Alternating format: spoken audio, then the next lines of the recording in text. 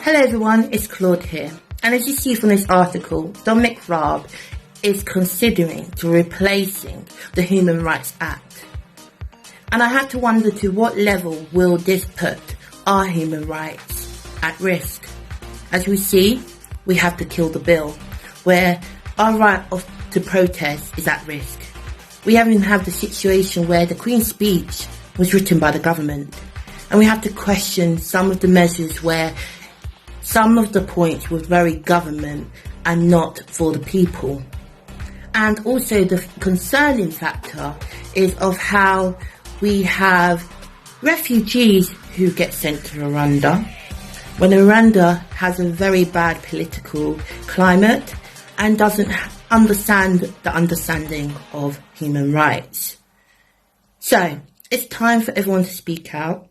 It's time for everyone to ask these questions and ask what is really being put through into government, because most of these decisions are not being consulted with the members of the public.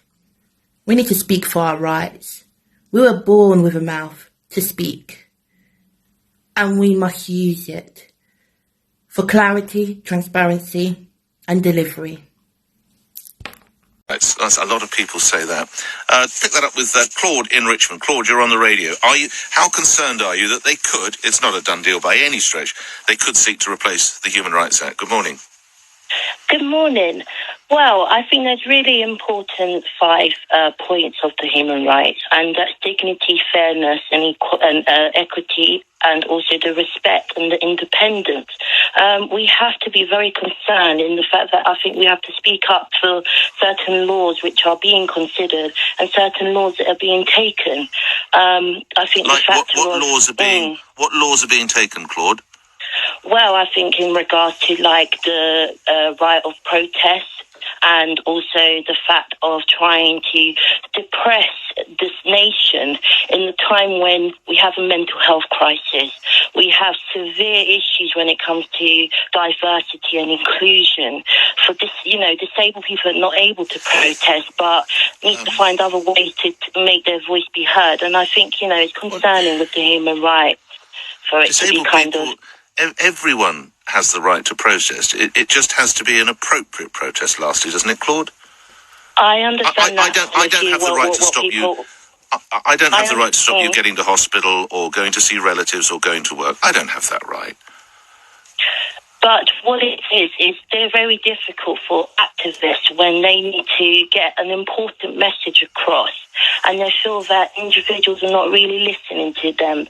The amount of, statements and kind of speeches we have, and it's not really kind of being given solutions or the factor of action being delivered. Like, Claude, thank you for that. Okay, I'm only for Claude, please. I'm sorry I had to talk over you, but I haven't got much more time on this, and I do want to get other callers in. Claude, thank you for your input. Sally and Sandwich, does it need to be scrapped? Good morning. Good morning. No.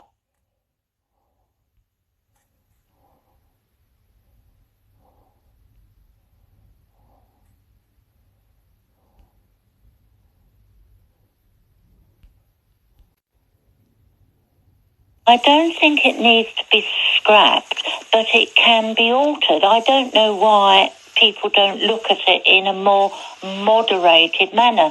All of these rules and regulations were thought up by men, written down, and then implemented. And on that basis alone, we know that there will be flaws, will over time be brought to light. And as they are, then the legislation should be tweaked to make that more equitable. For instance, I'm just saying one thing. If somebody is a convicted murderer, yes, then why should they be